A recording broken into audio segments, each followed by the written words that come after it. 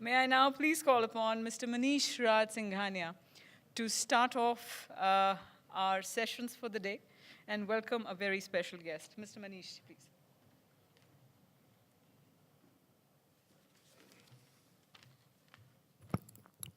Good afternoon, everyone.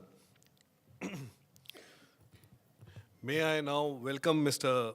Major General D.D. Bakshi to deliver the keynote address on leading from the front. General Bakshi is a former Army general and a highly reputed communication expert. He has been a proud receiver of the Vashisht Seva Medal as well as the Sena Medal for his distinguished services for the Indian Army, and continuing serving the nation by writing as well as speaking on various military and non-military issues.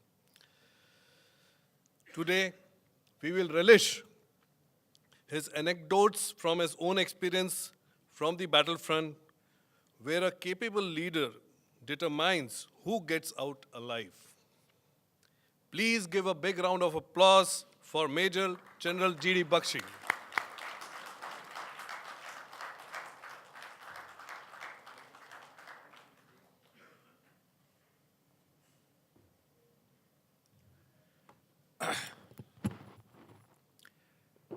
Mr. John, Mr. Nikunj, office bearers of the FADA, distinguished guests, ladies and gentlemen. It is indeed a privilege for me as a former soldier to address such a hands-on group of professionals. You are leaders at the cutting edge of your respective fields, and what I shall try and do is put across to you something that is extremely topical. Tomorrow is the 16th of December. 16th of December is celebrated as the Vijay Divas, the victory Divas in our country, because it was on this date, in the year of the Lord 1971, that we had broken Pakistan in two. So what I shall be putting across to you is a case study of the 1971 war and the lessons that it brings before us as business leaders, as people who are visionary leaders, who have to look ahead, think ahead, plan ahead. Sometimes one is asked when I go around in the industry circles, what is the commonality between the military experience and, our context? Hell of a lot. We both follow strategies. We devise strategies, we implement strategies. We set goals for ourselves, and we try, and we have to meet those goals in the face of stiff opposition. In our case, the opposition is by fire. In your case, it is the adversaries in the market field which provide you that opposition, that competition, which stimulates you to greater effort and to greater success. And in the field of strategy, having been a practitioner of strategy, I was in the Military Operations Directorate during the Sri Lankan operations and during the Kargil operations. I have fought on the field at the cutting edge. Again, I was in Kargil, when the first intrusions took place. I have been in counter-terrorist operations. As a result of my operations, there are 380 terrorists and Pakistani soldiers less today. So that is in the lighter vein. I'd gladly do it again and add to that count. But we have our quantified objectives. How many terrorists you killed, how many you captured, how many you eliminated, how many weapons you recovered, how many IEDs you were able to neutralize. And then there is the negative set of parameters by which we are judged.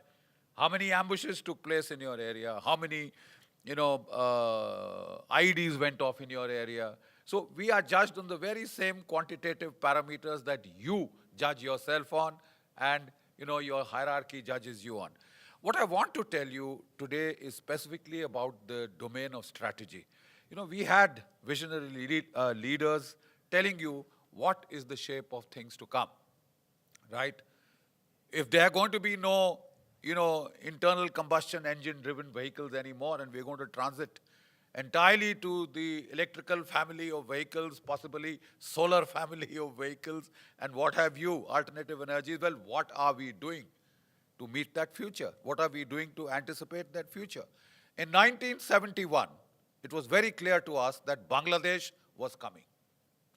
Mrs. Gandhi decided that it would happen in a way that would show the preeminence of India on the South Asian subcontinent and in the region.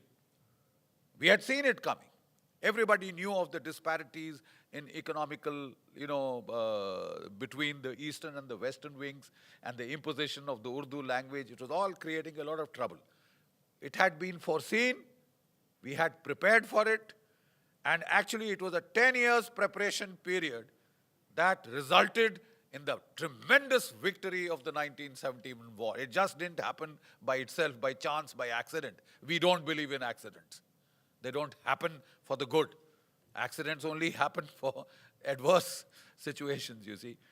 So one of the things that we realize, and from this particular war, one of the prime lessons is, in strategy, one of the key elements, you would be surprised, is synchronization, coordination, cooperation.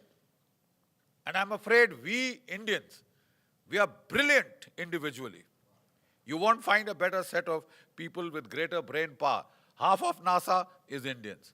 Half of the Silicon Valley is Indians. Half the doctors and the top specialists in the United States of America are Indians.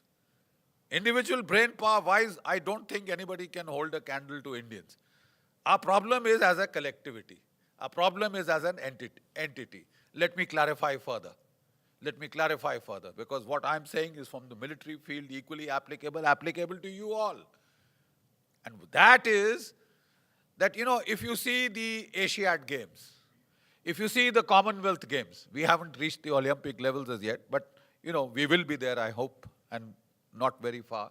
But when you see these games, we win the boxing medal, we win the wrestling medals, we win the weightlifting medals, the riding medal, equestrian medals, the archery, the shooting. All these are individual games. In terms of individual skills, we do very well. When it comes to team games, I'm afraid we don't fare so well. Whether it's hockey, whether it's basketball, whether it's football, whether it's even cricket, we tend to slip up once in a while. Because we can't pull our act together. And that reminds me of that little joke, and if I may, quickly have a bit of a diversion here. There was that Gujarati gentleman, and I've just come back from Surat, from the diamond merchants.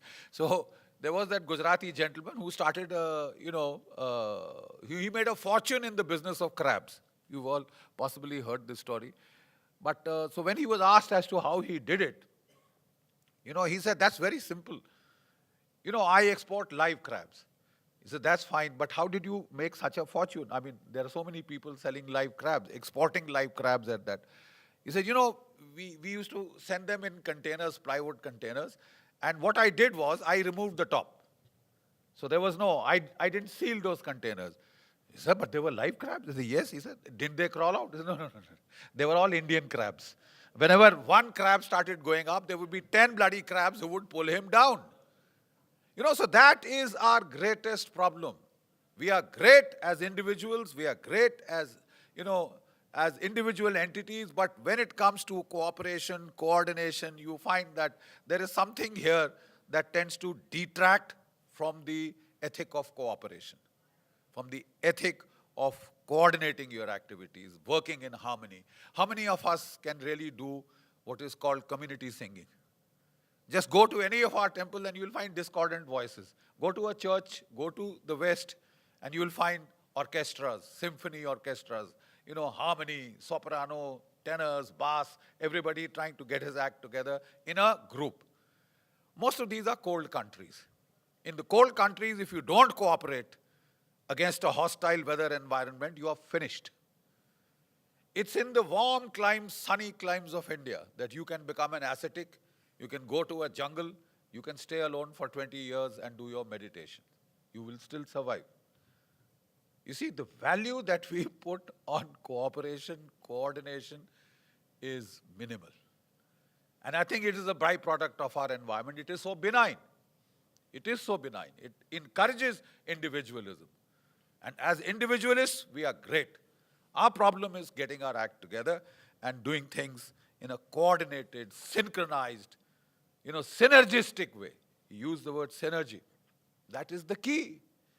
Unless you synergize, various components come together, the various components of that orchestra sing in tune to one piece of music, you're not getting anywhere. And that's precisely what this war brings out. Can I just have that? That's it. So this is the paradrop at Tangel, right? And how do I move it forward? Or can you just do next, please? This doesn't seem to be. That's right. 1971 was the year of the vulture. We were all second lieutenants then in the academy.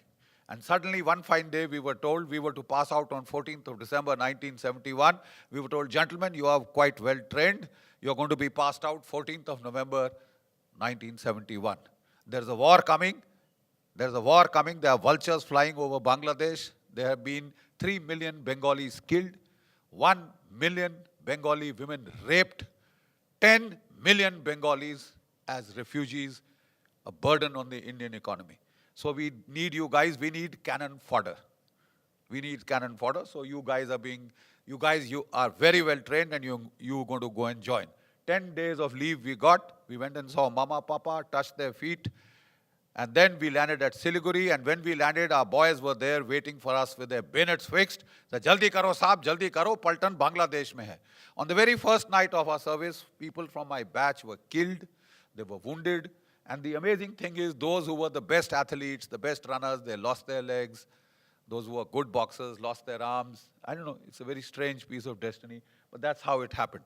But we are damn proud that it's my generation with white hair that has broken Pakistan in two, created 93,000 prisoners of war. It was a just war. This is, I just told you about the genocide. And, there were vultures actually feasting themselves sick in Bangladesh, right? I can't seem to update your, I'll just quickly go through this. Can I get another one, please? Yeah. And, it is rape as a weapon of war. You use rape as a weapon of war. And that was the